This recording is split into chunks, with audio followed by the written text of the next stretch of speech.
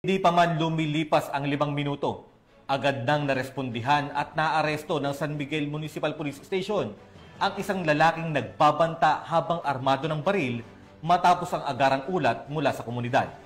Ito ay patunay ng pinigting na presensya at quick response strategy ng kanilang himpilan bilang tugon sa direktiba ni Chief PNP Police General Nicolas Torre III laban sa mga loose firearms at posibleng banta sa seguridad. Patrolwoman Pearl Cristalin Javier sa report. Ng mga tauhan ng San Miguel Municipal Police Station ang isang lalaki sa loob lamang ng 5 minuto matapos magpakita ng mapanganib na pag-uugali sa publiko kabilang ang pagbabanta habang armado ng baril sa Barangay San Juan, San Miguel, Bulacan.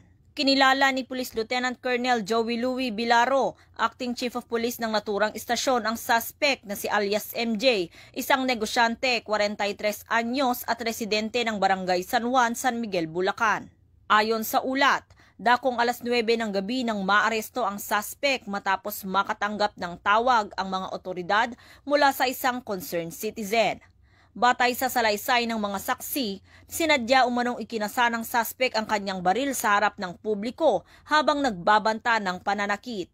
Nakumpiska mula sa kanyang isang Taurus G3 9mm caliber pistol na may 5 bala.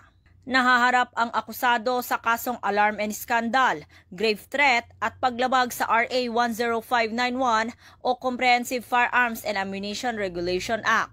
Tinitiyak ni Police Colonel Angel L. Garciliano, Acting Provincial Director ng Bulacan Police Provincial Office, ang matatag at maagap na aksyon ng mga kapulisan sa bawat sulok ng lalawigan. Aniya, bahagi ito ng kanilang walang humpay na kampanya laban sa kriminalidad at patunay ng kanilang dedikasyon sa pagpapanatili ng kapayapaan at kaayusan sa komunidad. Mula dito sa Bulacan Police Provincial Office, ako ang inyong PNN correspondent, Patrolwoman Pearl Cristalin Javier, alagad ng batas, taga-taguyod ng Balitang Pulis.